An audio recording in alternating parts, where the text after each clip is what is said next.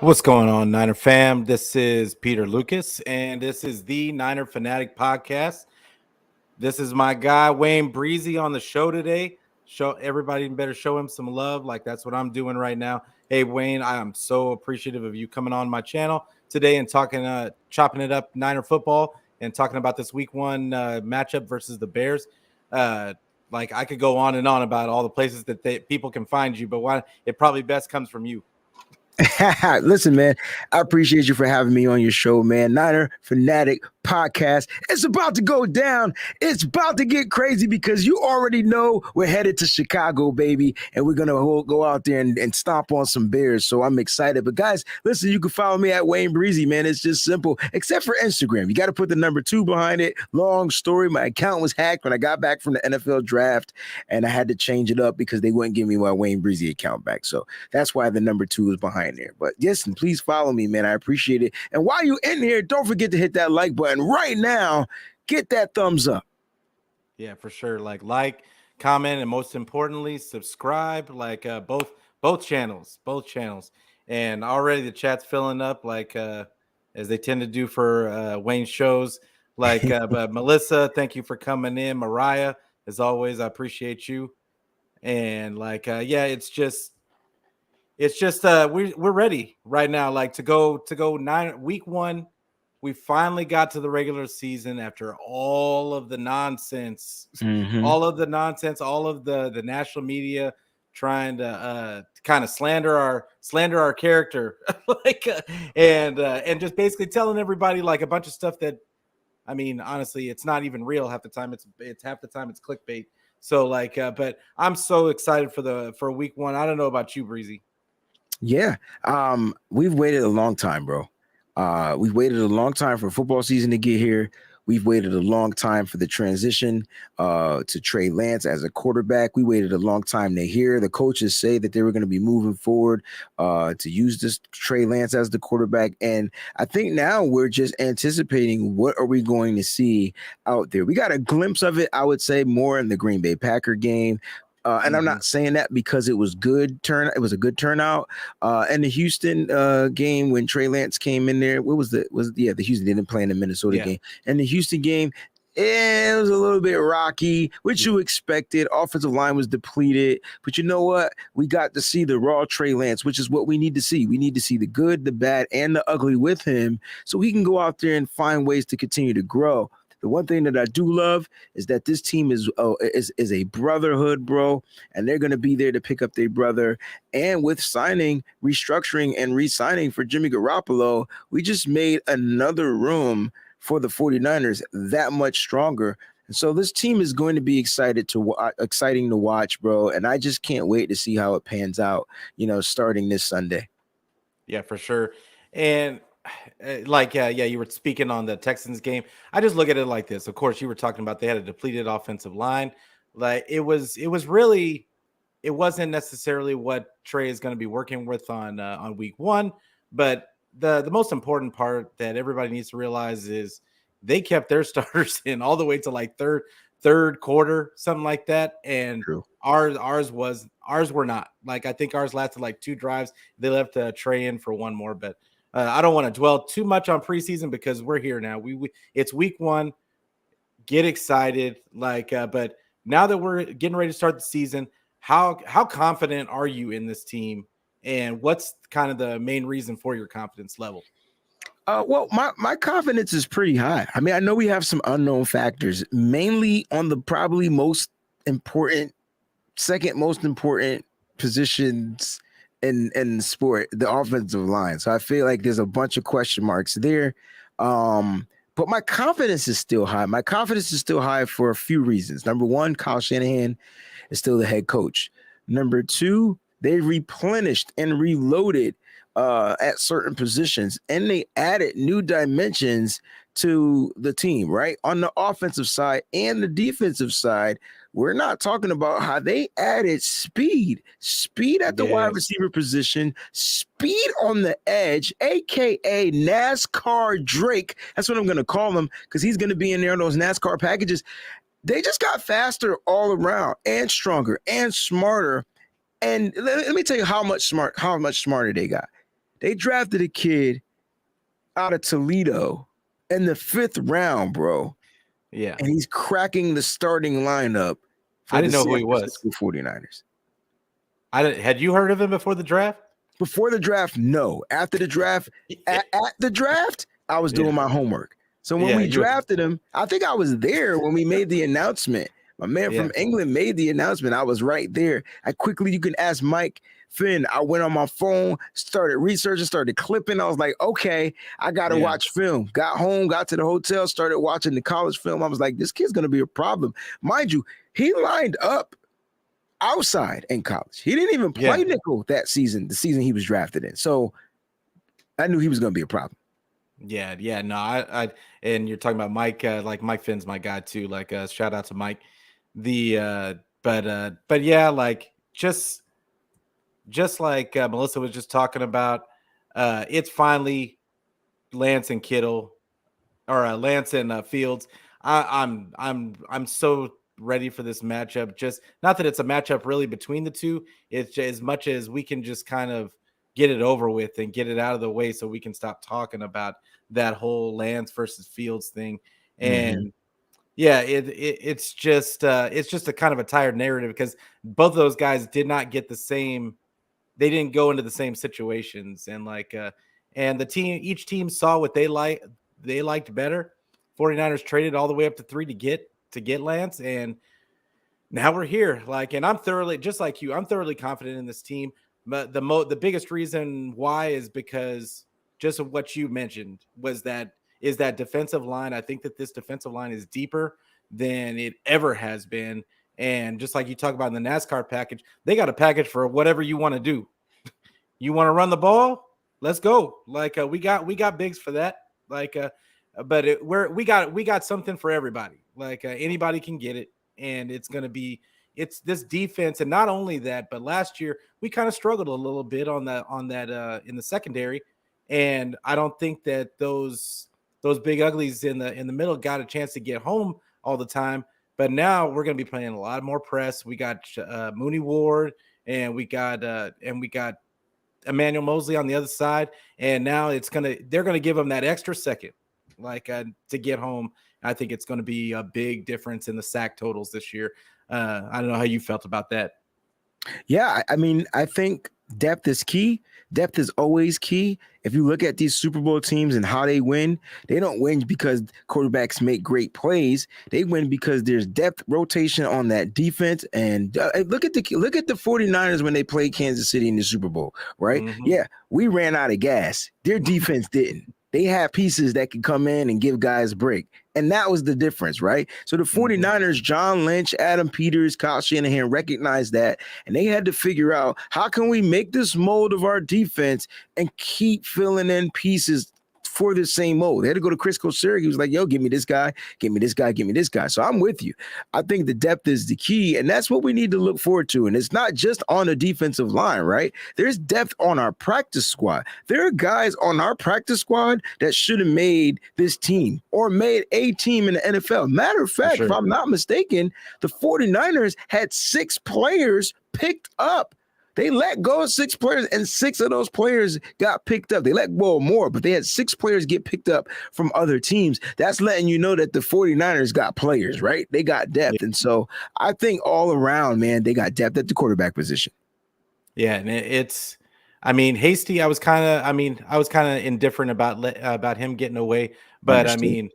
but Tariq Castro Fields, for whatever reason, I just thought that was kind of a getaway for me because I think he has all the measurables. He just needs time to kind of gel together, and I'm sure that that's what the Commanders saw in him. But yeah, but we also did keep a couple of guys like Teray and Malik Turner that I think we're not. That's not the last time we're going to see those guys this season, and it goes back to the depth. It goes back to the depth piece, and like not only are we deep, but now we deep on the practice squad. I mean, that's a lot. That's a problem a lot of teams would love to have. Exactly. But And, go yeah, go ahead. ahead. I'm sorry. No, No, no, go for it. I'm just gonna co-sign with what you're saying. Like, we haven't seen this type of a 49ers team before. And even with an inexperienced quarterback like Trey Lance, the one thing that I'm most excited for is we brought back the nucleus of this team. The core is here, right? And all they got to do is find ways to stay healthy. They're automatically going to get better. The Nick Bosa's, the Deebo Samuels, the Trent Williams, those type of players, right? The Brandon Ayuk's, like all of these players are Preach. developing. You get what I'm saying? But Yeah, I feel now you.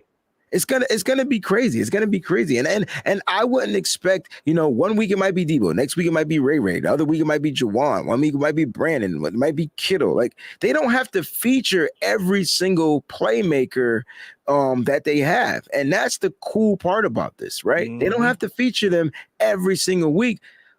But Trey Lance doesn't get enough credit for being able to go through his progressions. And they might not always be accurate, but the fact that he's looking at his progressions and then checking it down at the end is something that we should look forward to, as well as him being able to take the ball and move the chains with his legs. Yeah, for absolutely. I'm looking forward to Trey, and we're gonna get to him in a minute, like a little bit deeper. But so week one, we got the Bears, whose roster does not necessarily look good on paper, and they got a brand new head coach in Eberflus. I'm hoping that I said that right. Should this be like kind of a slam dunk game for them? Are we looking at this as a slam dunk, or could this be kind of a trap game coming out the gate? I think if you're the 49ers mentality, the mentality that you want to have is we're going to go in here and take this win. Right? We're not going to let them give it to us. We're going to go take it. That's that bully mentality. The 49ers need to adapt that for the whole season. I feel like if they go in there being the bullies, they're going to give every team a problem. If they go in there and don't have that mentality, well, guess what? It's any given Sunday. We're on the road. It's going to be a little different type of weather. It's going to be a little wind. You know what I'm saying? And there's a possibility that the 49ers can lay an egg. I wouldn't say that it's a trap game week one, but anything goes the first game of the season. Like anything can happen. But the 49ers just need to make sure that they got the right mentality caps on. And if they have the right mentality caps, whatever adversity that they face, they'll find a way to overcome it. This team has played together. This team has been coached by the same coach for the past 5 years, whereas that team has a new head coach. Kyle Shanahan should not lose to somebody new, but you know how the NFL works, bro.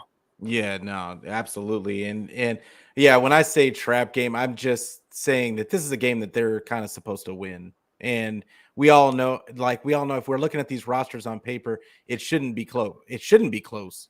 But this is the thing when you have a roster like this and you have all these expectations coming out, there's always that threat of feeling a little overconfident and forgetting that in the NFL, these are all grown men. These are all superior athletes, and on any given day, you could get got.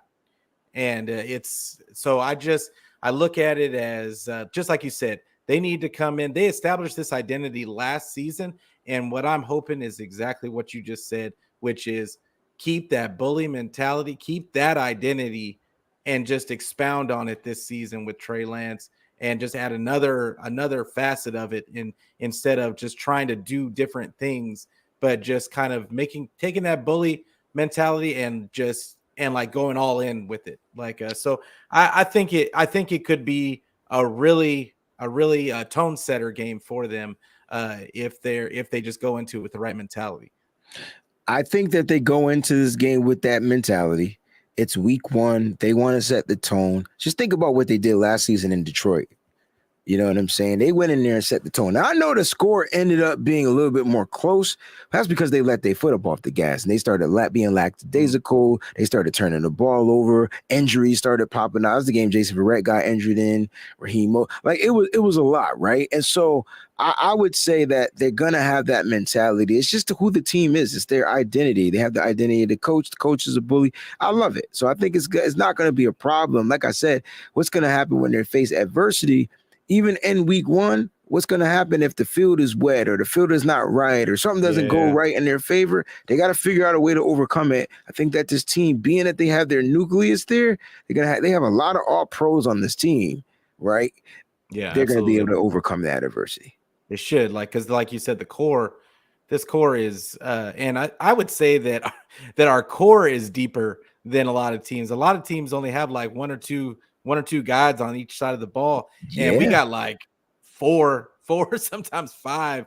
And like, I mean, how many captains could we really? How many guys on this team could we really label captain? Like, they all take a lot of ownership, and that's another reason why I'm loving the culture that we have right now. But Melissa put out a pretty good question, and so she says, Breezy and Peter McGlinchey or no McGlinchey, who do you think is assigned to block more on the right? Kittle, 44, Jennings, or Warner?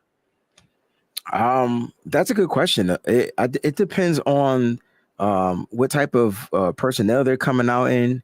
If the 49ers are going to go with two tight end sets, you know what I'm saying? If they're going to come out there with two tight ends, they're probably going to have one running back and two wide receivers. So that would be 12 personnel.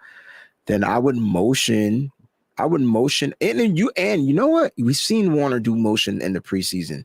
I think they're Yeah. trying to get him acclimated. I would motion Warner, put him Mm-hmm. on the left side, have him motion to the right, have him chip, let Kittle still be a pass catcher. This might be Yeah. Kittle's best season now that I think about it. It should Simple be. fact that they have tight ends that can do necessarily what Kittle does. I don't know if Warner is as good of a blocker, but man, he's a great blocking tight end. So I don't think they're going to use Juszczyk in that percent. I think they take him off the field, put two tight ends in there, go one running back as Elijah Mitchell, depending on the down and distance or whatever, and then you put those two tight ends in there. That's 12 personnel. I like our chances in that, and I would motion Warner. Yeah, no, I like that whole thing. I want to see more of that Trent Williams going from the left to the right in motion. I mean, we saw a little bit of that last year, and I want to see them somehow Poe get back up into the 53 man and then move him around too. I think some injuries would have to happen for that for us to see it, but I can't. I'm hoping that we see it at some point this season. But yeah, like I like Werner. Werner to me, has progressed every season just a little bit more to the bag. Last year, they really primarily used him to block. But I think with Trey out there, I think that there's going to be some extra opportunities for some Mhm. guys to make some catches, and I think this may, in the little bit I saw of him preseason catching a couple of balls. Uh, I mean, he looked solid. Like he's not fast, but I mean, he's one of those guys nobody's expecting him to be fast. So, and they're not even expecting him to be thrown to. So, like I think that he could definitely be a guy that they kind of mix match with Kittle, and who's gonna come out of that right side. You know what I'm saying? Yeah, yeah. Yeah. So, but so let's move on. Like, I mean, while we're on the offense, let's just move into the QBs. So Justin Fields got to start like 10 games last season. Do you think that's an advantage for him? I think it is a little bit, but do you think it's an advantage, or is the new system with so many new players is it like starting from scratch for him? I think it's like starting from scratch. Mm-hmm. When has that not ever been the model? Like you've seen numerous amounts of quarterbacks other than Tom Brady who can get a new system. I would say if he had like 5 years of experience, then maybe the new system wouldn't affect him because he can kind of like control the system a little bit. But it's like starting afresh. It's like he has to learn a whole new playbook, learn a whole new style, way to play the game, and this could affect his play. and then how the defense plays against him, like that's going to affect his play too. So I think it's that. I don't necessarily feel like his 10 games starting is going to be experienced. Typically, I would say yes, but being that he's going to be in a new system, I think you got to chalk it up to the new system. It's almost like hitting the reset button for Justin Fields. Yeah, that's how I look. That's how I look at it. I mean, I think about Alex Smith and how many offensive coordinators he went through and head There it coaches he is. went through, and you saw it just stunted his growth. He had to wait all the way until he got Harbaugh to get somebody to actually believe in his ability and and tailor the system around what his skill set was. So I think that Eberflus is coming from the Colts. From what I'm hearing, they're going to be running that wide zone, the wide zone run like we do. I think it's going to look a little different for the Bears, because I don't think that they have the offensive line for that kind of system. So it's going to look a little different in the beginning. But I just look at this for. I want to see if I was a Bears fan, I would want to see just simple growth from Fields, learning those pre-snap reads and like that kind of stuff. But I don't think that we're going to see that out the gate. I think that we may see a little bit of deer in the headlights this first game because, like I said, like we were talking about the big uglies before, this defensive line isn't going to give him any time to go through those progressions. And but for the length of the season, I think I agree with you. I think it's just going to be a hit the reset button and him learning a whole new thing. We might not see the real Justin Fields until next season. Because a lot of quarterbacks tend to take 2 to 3 years to find out who they are in the league. I think that he's going to try a lot of things, but we'll see. And it's rough when you're on a roster that just doesn't have a lot of great players. Now, who's to say that this new system with this coach isn't a better fit? But yeah, we'll see. That's remains to be seen. You know, we're going off of what we've seen from the players on this roster, and this roster does not look good to me. Good point, man. Really good point. I just feel like this roster, as far as the Bears roster, I look at their roster and I'm like, oh man, like offensive line, it's all right. It's not, Yeah, it's it's mid. very mid. Like, and then they got one and a half playmakers. If I had to circle a person, well, I take that back. I'm sorry. They got 3.5 playmakers. All right, because I'm gonna tell you the pieces that I would watch out for. You gotta watch out for Darnell Mooney, but I feel like you could take him out of the game if you feel like he's that guy. Go just put Ward on a man, and then he probably won't get. They're gonna try to utilize Mooney all over the field, kind of Tyler Lockett style. They're gonna line him up in the slot. Samuel Womack's gonna get his test. I feel like that's what they're gonna do with Darnell. They got a couple of other receivers. Big guy, what's his name? Equinemius St. Brown, I think that's his name. He's St. Brown. Yeah. Bigger wide receiver out there, speedy guy. They got speed in their wide receivers, but their wide receivers struggle in creating separation. So I'm not necessarily worried about the wide receiving game. I don't want us playing Ambry Thomas style football. I don't want us playing off 10 yards, giving up all these underneath joints, because you don't want Justin Fields to get into a rhythm. You don't want him building confidence, and you don't want him getting to a rhythm. If you want your defense, if the 49ers trust their corners, if they trust their corners, play press, go after that quarterback, knock him off of his rhythm early, go up in the points, and then you can lay back just a little bit. That's how I would play this game. Like I said, 3.5 playmakers. The half is maybe 3, because I could combine 2. I'm not going to front. David Montgomery could be a problem. Nice. Yeah, he could be a problem. Pass catching out of the backfield, as well as running in between tackles, getting low, getting skinny, and he likes to get to the outside. So they like to run outside zone. Then Khalil Herbert is another guy we're not talking about. Khalil Herbert, in my opinion, is going to be a problem. He was a problem last time we played him. He had about 70 plus yards, I believe, or maybe 50 to 70 yards. Can't remember off the top of my head. All I know was it was him and Justin Fields that did all the rushing. I think Justin Fields' rushing number is going to go down to about 40. And then you got to pay attention to the running back. So look, and then the other half, if I had to combine, I would combine those 2 players, Khalil Herbert and Cole Kmet. I don't know what Cole Kmet is going to be yet. I do know he's a big target. He's probably the safe zone. And Cole Kmet was keeping drives alive in the first matchup that they played in. But guess they don't have Jesse James there. So I don't know if Kmet's going to be able to do what he did because they had 2 tight ends that they utilized in that 12 personnel. And so those are my pieces that I would pay attention to. And if his weapons aren't on, if you knock Justin Fields off his trajectory, I'm not necessarily worried. That's why the 49ers got to go out there with that mentality, bro. Yeah. And I agree with all your points. Like, I'm hoping that this run defense looks exactly like it did last season, and teams were not going to run that. That was not going to happen. And now this week 1, we don't really know what it's going to kind of look like week 1, but I think that if they hit the ground running like they did last year, I'm not too worried about the running backs. David Montgomery's a beast, Beast. But he's a beast, and Khalil Herbert actually is a pretty good back too. But I think the one guy we failed to mention was the 49er legend, Dante Pettis. I would be mad. Hey. You want to know what will make me curse, bro? Yeah.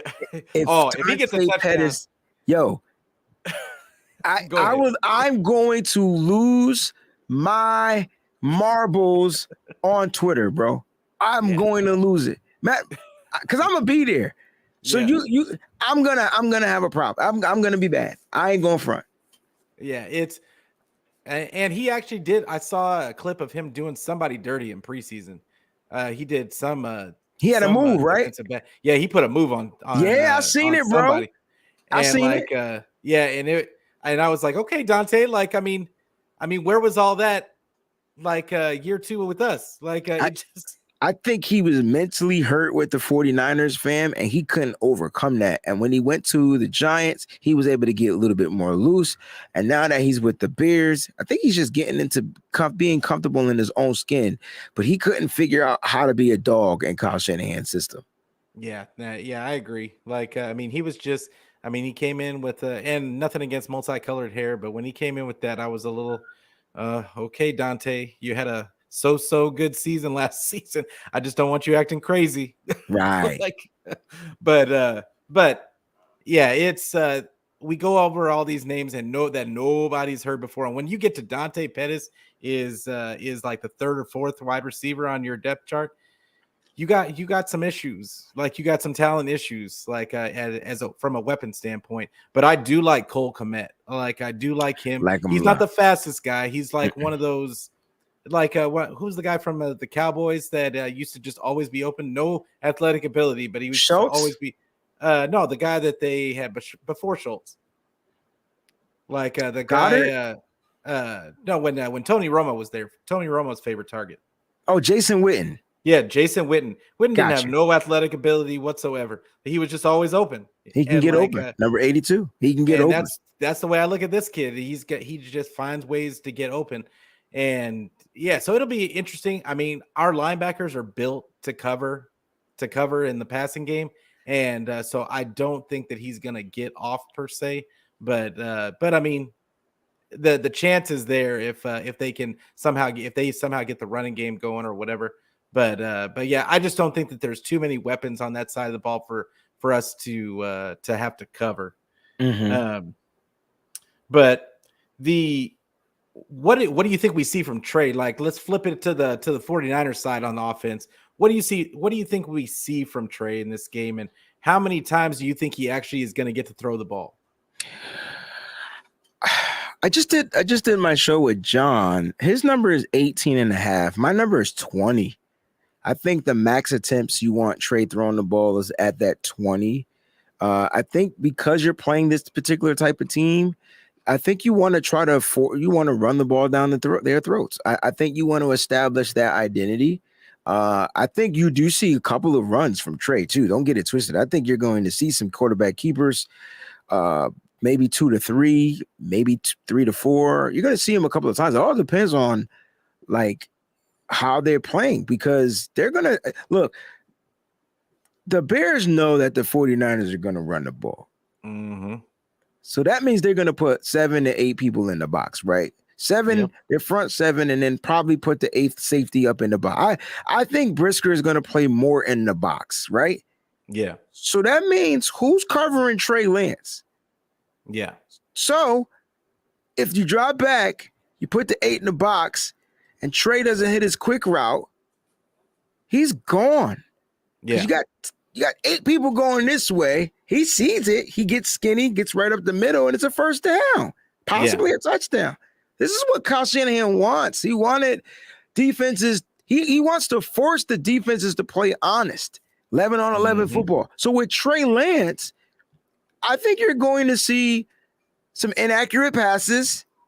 You're going to see a big play. You're going to see him get confident, and you're going to see him manage this game.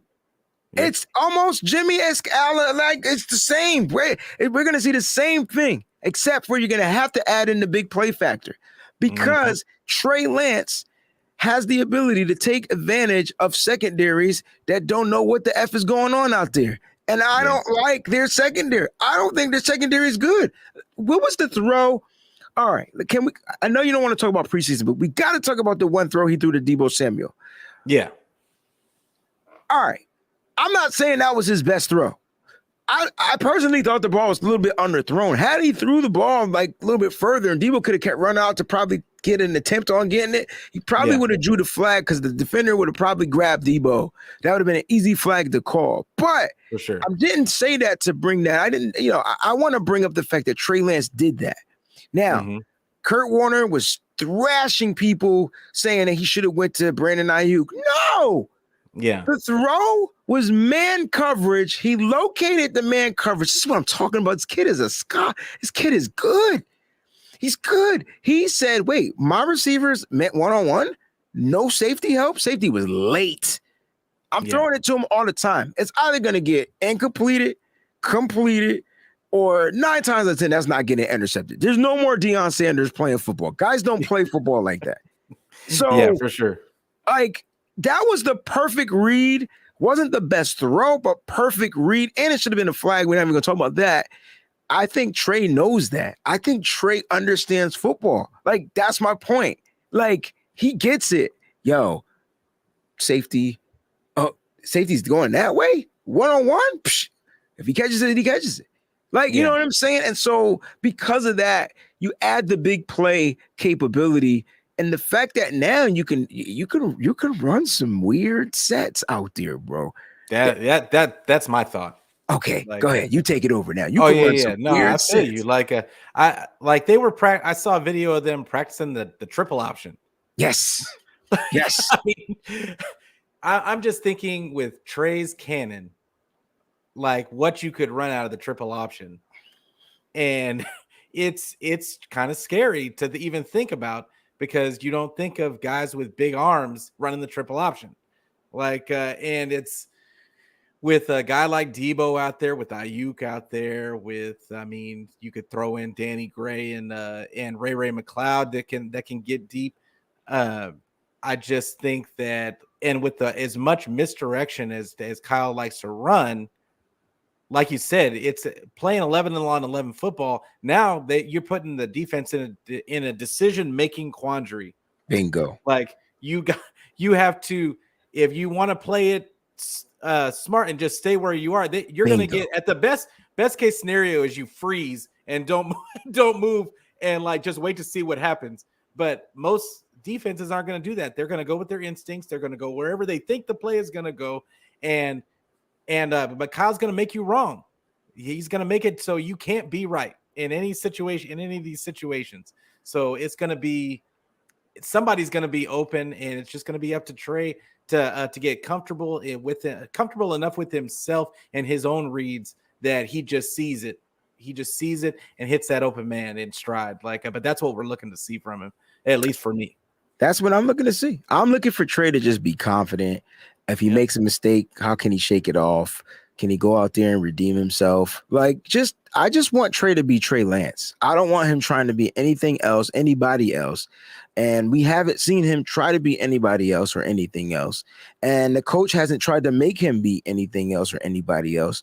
And that's what I'm loving. So even with his, like I said, even with his discrepancies and if he makes mistakes, coach slaps him on the butt, says, shake it off, get back out there, go get me a touchdown. That's sure. Trey. Spin Trey. After every interception Trey threw, he got a touchdown. Yep. And sometimes it was the same play. Like it just that one of the Texans was the one he got to Debo was the same play that they ran earlier. There it is. Like right, because on the first one he read the safety wrong, and he threw it, and this time safety was nowhere in the picture.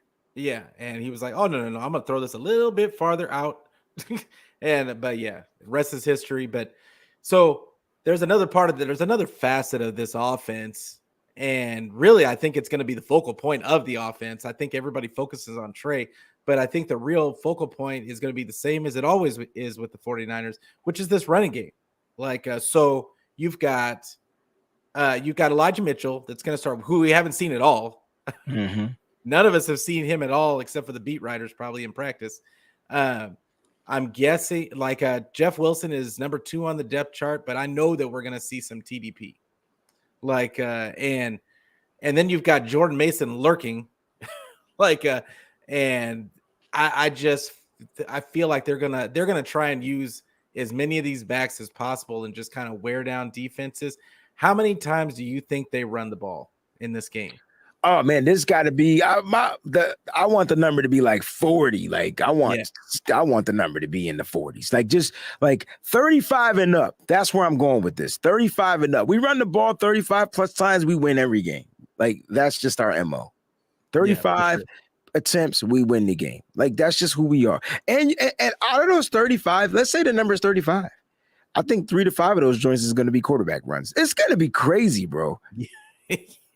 It's just going to be an offense that I don't think even though on the Ravens, Lamar runs the ball a ton and they run the ball a ton. It's just it's gonna look completely different because I think with Anthony Lynn coming in, I think they're adding some more power in, and I think that it's just going to be a well-balanced running attack. Like I think the bread and butter is always going to be that wide zone, but I think that they're not going to be afraid to use some halfback whams and some trap plays. And I think that's gonna. I just think it's gonna throw guys off balance just enough. And but the other part is that they're going to be running the same plays out of like 4 different formations. So it's gonna be crazy. I'm so thirsty to see this running attack and and to see what it does to teams when you can't because eventually you're not going to be able to stack the box. So that's my point. I just can't wait to see some of these guys get to the second level and then just start running guys over. And depending on like how many guys they dress on Sunday, that's gonna tell the story, right? Because if Elijah Mitchell comes out, now you're gonna get an angry Jeff Wilson. If angry Jeff Wilson comes out, now you can rotate in a fresh power back and TDP, and then when TDP comes out, if you want to switch that up, let's say they go 2-wave combos. Now you put in Jordan Mason, and now you got this burst of energy out of nowhere. Jordan Mason is I'm gonna call him a starburst. He's a burst of energy that runs hard. Like that's it. Hard power, bam. Right? So TDP, Jeff Wilson Jr., Jordan Mason, and Elijah Mitchell, all power backs, all can get to the outside. So we're going inside, outside zone. We might not have that same speed on the outside that we had with Raheem Mostert and the Matt Breeders and things like that, but we have manipulating speed. We have speed that you just like, do they have the extra gear? And then they turn it on and then bam, they catch you slipping. Game is a deception, man. It's all about how Kyle's going to deceive these defenses with his play calling. Yeah. And it really comes down I just look at it as You know, like you mentioned it just 2 seconds ago, and it's they. What if they come at him in waves? Like they treat it like the defensive line, and like first 2 quarters, you got Elijah Mitchell and Jeff Wilson running as like a tandem, and then second half you come out with TDP and Jordan Mason, like because nobody's wanting to tackle Jordan Mason in the fourth quarter, like nobody. I don't care who you are, like how good the team is. Nobody's wanting to have that heavy guy just keep running themselves right into me full speed. So yeah, I can't wait to see it. But this so as like for the Bears, like as bad, like we just talked about their weapons kind of not being up to par. Are there do you know like we kind of talked about them like there's a guy Velus Jones that I'm looking at Yeah, that speedy guy, that huh? and we didn't mention him earlier, but he's a guy. Melissa kind of reminded me of him. Do you do you think that he's going to be any kind of factor in this offense? Well, it depends, right? Because I don't think he's a good route runner yet, and I feel like he's the Danny Gray of their team.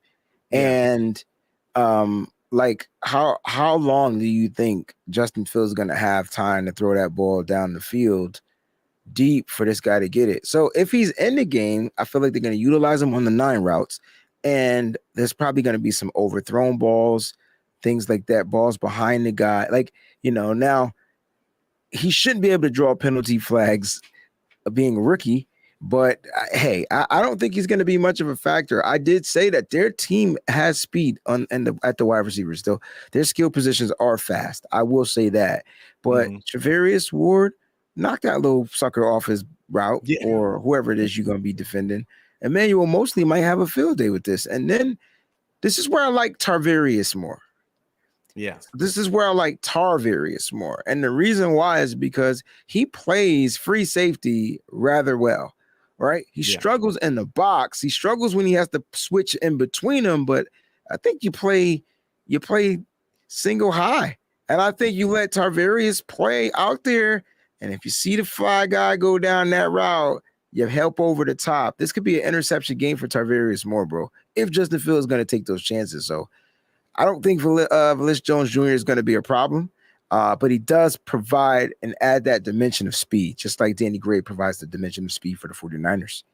Yeah, and he has a little extra. Like I mean, when he was coming out of college, people were trying to make him the Debo of the group. Like they were calling him Debo because they were using his college was kind of using him in that fashion, that kind of Swiss Army knife. So that's the only reason why I bring him up, because he adds a dimension that they don't really necessarily have, like any guy like him on that squad. He's not really a true wide receiver in my mind. Like he's not gonna catch a lot of contested catches, like that kind of stuff. He's more of get him the ball in space and then after the catch kind of stuff. Okay. But yeah, but Velus Jones, I mean, he's a rookie. Like I don't expect him to be even a big part of the game plan. Like I just thought that we may see him, but we'll see.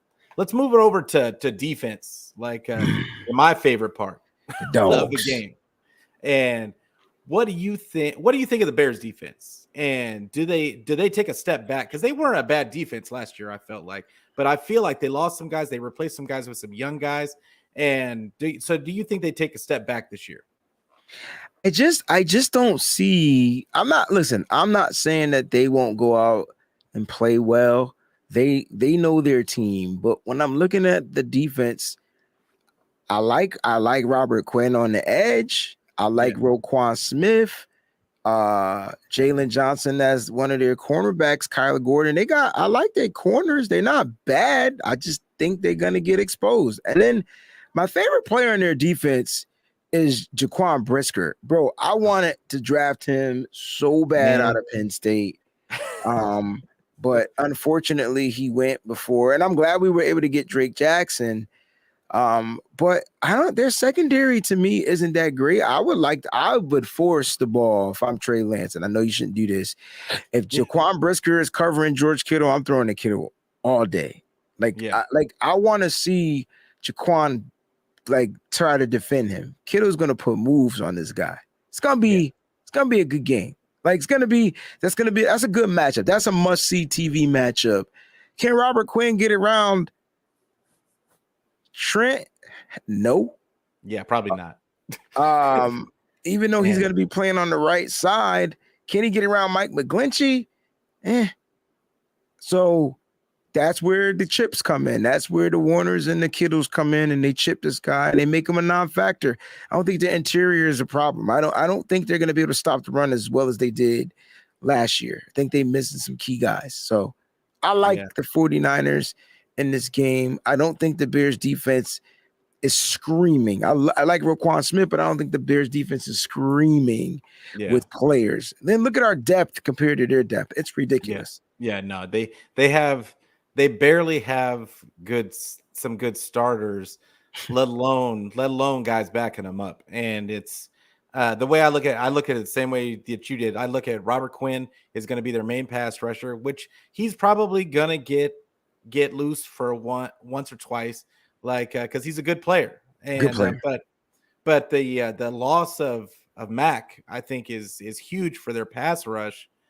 Because they have Al-Qaeda Muhammad on the other side right now, from what I see, and then you got Roquan Smith, of course. Mm-hmm. Like he's a really good linebacker. I would say he's probably top 5 linebacker in the league.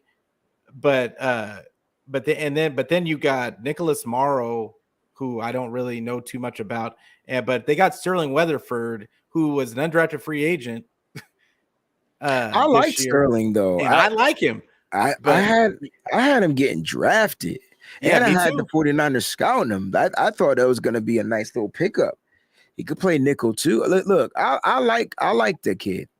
So yeah, I like Sterling. Like, and I was hoping that the 49ers kind of picked him. He was one of those guys they picked up and converted to a linebacker spot. Yes, because he was always a big guy. He was always a really big guy. He had a ton of speed for his size. That's it. And like, and he's instinctual tackler. Like the guy is a nice tackler. Like, so I thought he might be good in that role. And when he went undrafted, I was like, oh, hopefully they get him. But you know, it is what it is. And he got released, and then they put him on the practice squad, but then they just elevate him again. So yeah, it looks like he's gonna be starting now. It looks like he's gonna be starting. Yeah, I mean, according to the ESPN depth chart, because it looks like Javen White went on the IR. And but I love Jalen Johnson too. Jalen Johnson is a really good back. I like him. But this is the thing about the 49er offense is that like when you have good players on the other side on the defense, it's not like you're going to be playing every other football team because Kyle uses all of the things that make you good against you. Like he kind of takes those things. He knows you're going to be here, and he takes those and he says, okay, well, I know you got to do this if I do this, and you're going to do it well, but that's the reason why you're going to be completely out of position for this play that I do. And I just think that a lot of guys get caught up in not being, and so you kind of have to be really instinctual when you play the 49ers. And yeah, but I love Jaquan Brisker. I like Jalen Johnson. I like their secondary. I just think they're really young, and that's really what Kyle's going to take advantage of. But I think that as they grow, together, Jaquan Brisker is an animal. He'll be a top safety in the league, bro. Yes, he is. So and I wanted him for the just like you. I kept hoping that they would trade up with all those picks that they had in this last draft. I'd never thought that they would use every single last one of them. But I would. Here we are. Yeah, here we are. What were you saying? You were saying something. I would have traded up. That's what I would have did. Me too. Like I said, I love the Drake Jackson pick, but I would have traded up. I'm sorry. They already signed Nico Toure. They had edge rushers, and I would have traded up. And I would have filled that void because Jimmy Ward is going to be possibly walking at the end of this season. I like Hufanga, but Brisker is already ahead of the curve when it comes to the safety position, and he can play in the box, and he can play free safety, and those are the type of pieces the 49ers want. Yeah, for sure. And shout out to Peachy. Appreciate you for coming on. It's good, Peach. But yeah, it's just I like in the all of a sudden, I don't know if you noticed, but the Bears fans started getting a little. They started getting a little mouthy on Oh yeah, Twitter. because the players are getting mouthy. Yeah, and it's like, and I think we remember this last season when we played Detroit, right before the Detroit game, week 1. Like the players were starting to get mouthy, like the fans started to get mouthy, and I honestly, I don't hope it doesn't end up like that game, because we kind of came out a little flat in the second half of that game, Mm, but uh, that's kind of what I'm scared of. But I just I don't understand looking at this roster and looking at who they have.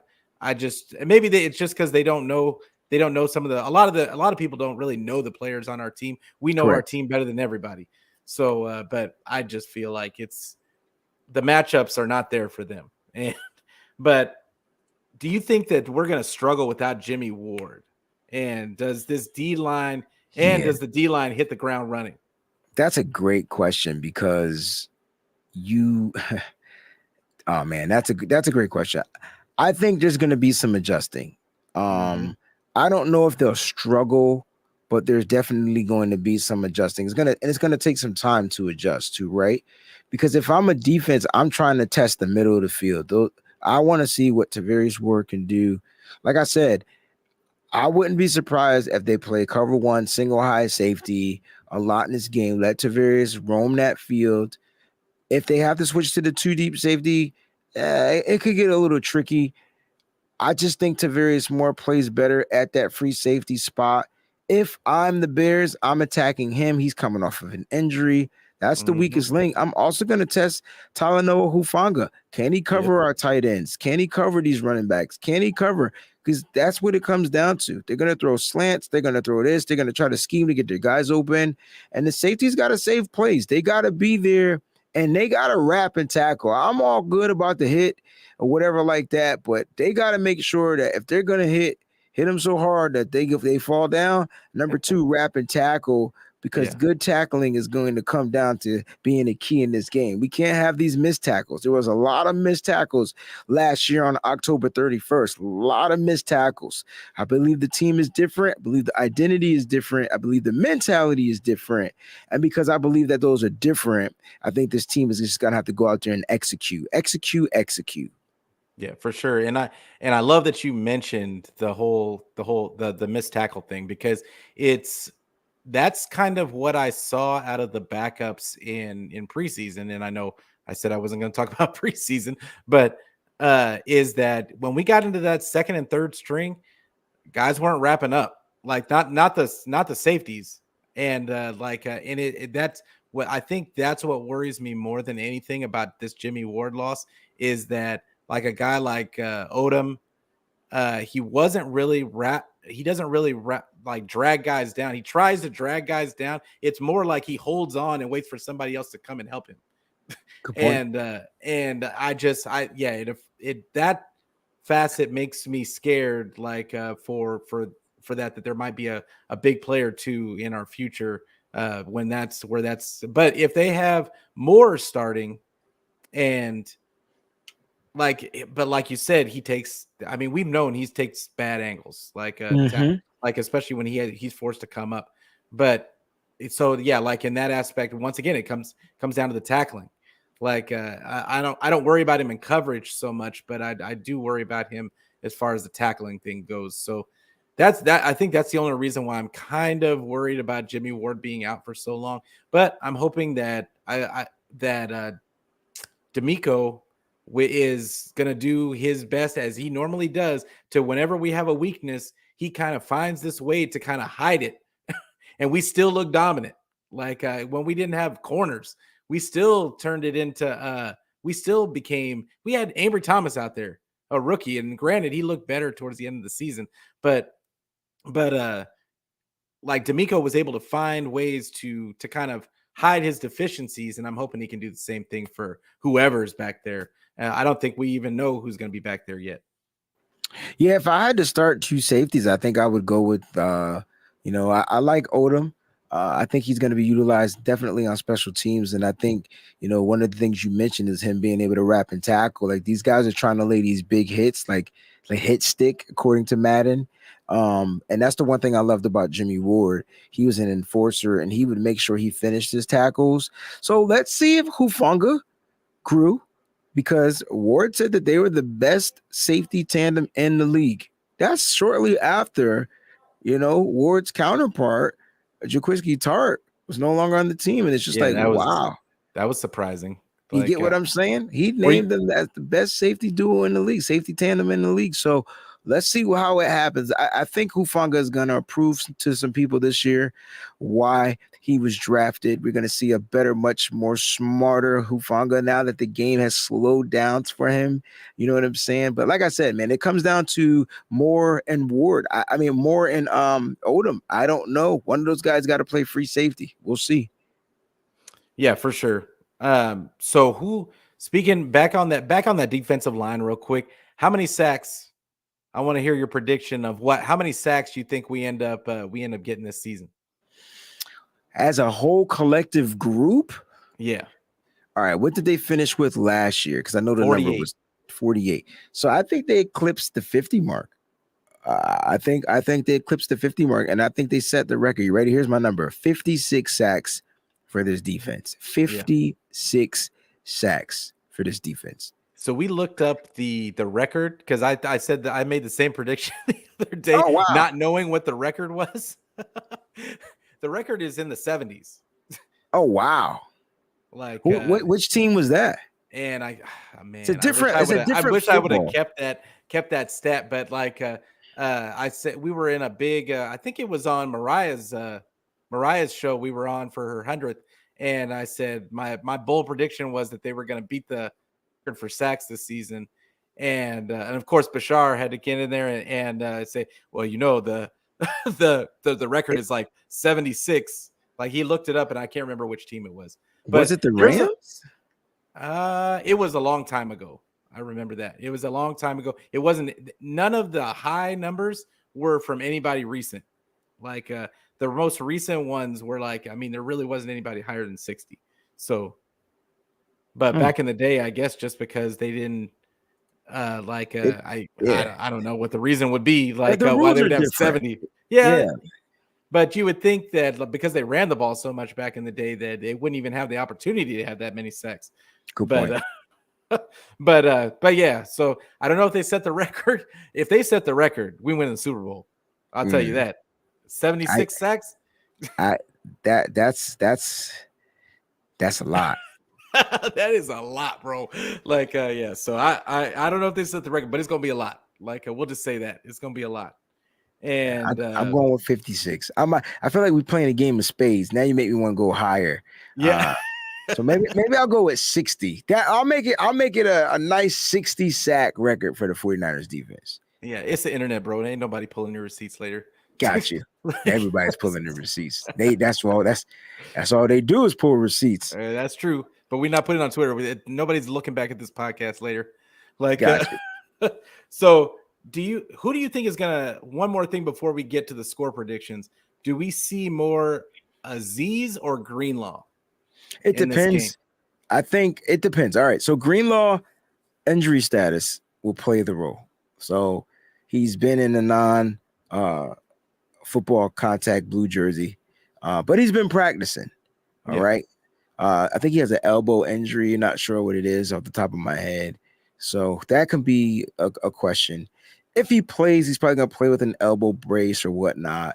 But I want to see, like, on them nickel packages, it better be Greenlaw and mother freaking Fred Warner out there with Samuel Womack. And then you have that rotational guy. So God forbid if anything happened to Greenlaw, now you just factor in Azeez Al-Shaair on the same nickel packages. And I could see them guys getting spelled. I feel like Greenlaw and Al-Shaair do it well. But if I give the one up when it comes to pass coverage, I give the one up on Greenlaw, man. He's making plays out there, man. He knows how to read the defense. We've seen it. We've seen interceptions on goal lines. Like, this is it's in his nature to play the pass. That was kind of hard to say, but it's in his nature to play the pass. I like Greenlaw when it comes to the nickel package. So I think you see more Greenlaw. Why? Because I think they're going to come out with a lot of three wide receiver sets. 3 wide receiver sets for the Bears, 2 wide receivers we don't know, and then Darnell Mooney. Like that's what it's going to be. And then we're going to have to play our game. We're going to have to figure it out. Yeah. Melissa wants to know if we heard any idea when Oren Burks is going to be cleared. No, we haven't actually. Yeah, I haven't heard anything about him. But I think he's going to be fine. He had, what was it? I forgot what the injury was, but it wasn't too severe. Yeah, I mean, he didn't look in pain at all. He was mic'd up during that game. Yeah. But so I think Oren Burks is going to be fine. He's another guy was pleasantly surprised by in the preseason. Tackling machine, bro. Yeah, man, that was crazy. I thought he was just gonna be. I was like, oh, this guy he's gonna be a weakness if he's actually got to play. But yeah, it didn't turn out that way. So okay, score prediction. Overall, how do you see this game ending up? Well, according to my Madden score prediction, the 49ers win this game 21-13. Now, there's a lot of context there, and I'll share like what happened. Like, you could watch the video or whatever. But the 49ers, I think they're going to dominate and control the game. Mm-hmm. And the only way the 49ers lose this game is if they beat themselves. This is one of those games where you go in, you set the tone, and you make it happen. You enforce your will on the other team. You do that for every game. But this is one where the 49ers need to make sure this is that statement game. Let's make the statement to the NFL that we came to play. They did this last season against the Lions, who weren't that great. And they set the tone. They had it was like 31 to 13, 31 to 14 or something like that. They were killing them. And then fourth quarter came and they just said, Kyle started trying out stuff. I don't know what he was doing. Don't make those mistakes, bro. Don't make those mistakes, Kyle. I know you watching. Don't make those mistakes. Learn from your mistakes. I want to see, more importantly, if Kyle Shanahan has grown in the offseason. That's my thing. As far as my score prediction, I got the 49ers, man, scoring. Oh, this is tough because I really feel like they're going to run the ball. The weather might not be nice. I'm going to go 24. I'm going to go 24-9. I don't think they get in the end zone. I don't think the 49ers defense allowed the Bears to get into the end zone. 24-9. Yeah. So I had it 27-7. I thought that they might get one touchdown late. and it really takes a lot for me to make that wide of a margin because I'm always a pessimist and I always think the what ifs, like what if Kyle, just like you were saying, like starts doing Kyle things and starts overthinking everything. And but I feel like he's coming out with something to prove, and I think that this is the perfect team to prove it against. I think he wants to let everybody know that Trey is his quarterback, and that this is what it's going to be all season. We're going to shove it down your throat, and we're going to make you like it. and that's the way it goes. That's the way it should be. That's the way it should be. Yeah, for sure. So, I just think I think that's I think it's going to be a blowout, and I think it's going to be a really nice road win, and he's going to have some momentum going into Seattle. I agree 100%. Yeah, 100%.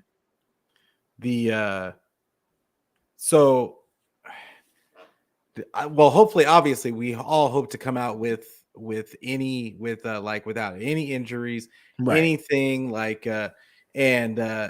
I'm just wondering, do you think at the last second they might pull somebody, keep them off the starting line because they're kind of iffy going, and they think that the game is going to be too easy? I kind of did want to ask you that. I don't think that's how. Well, that's tough because Kyle Shanahan's injury track record is terrible. It's crazy. It's crazy. It's terrible, bro. I would say this. If the percentage isn't higher if the probability isn't higher for those players to play this game, I would keep them out. So for example, if Mike McGlinchey is at 40%, even 50%, That's who I was thinking. I would let him rest. Yeah. I would rather go with Colton McKivitz, maybe Blake Hance plays. I don't know. Jalen Moore. I would rather go with those guys only because you don't want to risk losing him for the season. For the season. Yeah. Yeah. And so when that number creeps up to like 75, 80%, then I put him out there because his 80% is still probably better than the other guys that we mentioned. For sure. Now, if those other guys are gelling, it doesn't create a riffraff, but that might be a good problem to have because now you can allow him to rest even more. Yes. And that's what I'm thinking because with the Blake Hance pickup, now we have like 2 Brunskills. Because that's really that's what some Cleveland fans I talked to on Twitter, that's what they were saying. They were really upset about losing him, by the way. Like they said that he's expendable, man. He was, but at the same time, like it was just they looked at him like we look at Brunskill, like the super sub, and you just plug him in like wherever, and he's going to give you at least decent play. So, but hey, Breezy, I really appreciate you coming on today. Like it's about time for us to get out of here, but I'm so like I said before, I'm so excited for the season. So excited to have you here for the week 1 preview. And I really appreciate, like I said, I really appreciate you coming on. Why don't you tell the good people? Oh, and I appreciate everybody in the chat, all the comments, Peachy, Mariah, Melissa, Courtney, all the other people that came in, Chris, and yeah, I appreciate all of you guys, and I appreciate everybody out there for watching. Why don't you let Breezy tell you one more time where you can find him on Barack Obama's internet and go ahead, bro. I love it. First of all, Peter, thank you so much for having me on your podcast. Niner Fanatic Podcast is about to blow up. Football season is underway, man. Make sure you guys like, comment, and subscribe right here on his channel. And don't do me a favor. Take this link and share that shit. He said he's not going to be on the internet. Share it. Why? We want other people, other 49er faithfuls to know about the Niner Fanatic Podcast, right? Tag me in it. Tell him Breezy said so. All right? That's what we're going to do. You can find me at Wayne Breezy, YouTube, Wayne Breezy, Twitch, Wayne Breezy, Twitter, Wayne Breezy 2, Instagram, Wayne Breezy, TikTok. It's just Wayne Breezy. Just type in Wayne Breezy, BREEZIE on your internet, Google bar, search bar, whatever, Bing, Yahoo, whatever it is you use. Hotmail, y'all still use that? MSN? I don't know. Whatever it is you use, type it in there. I'm sure my name will pop up. And then boom, you just click over wherever you want to go, man. Yeah, awesome, bro. Like like he was saying, you can pretty much find me everywhere too. I'm on YouTube, on Twitter, I'm on Instagram. I'm getting on Instagram now, and then of course you can always find the audio version on any podcasting platform you can think of, Apple, Google, whatever you want it, wherever you want to find it, just get it. But yeah, like once again, appreciate my guests today. Appreciate all you guys for coming in. Appreciate you at home for watching. I appreciate all the people that are going to listen to the audio version on their podcast platforms. But as always, it starts with week 1. All we want to think about is get through this game healthy. We get the win, and as always, go Niners.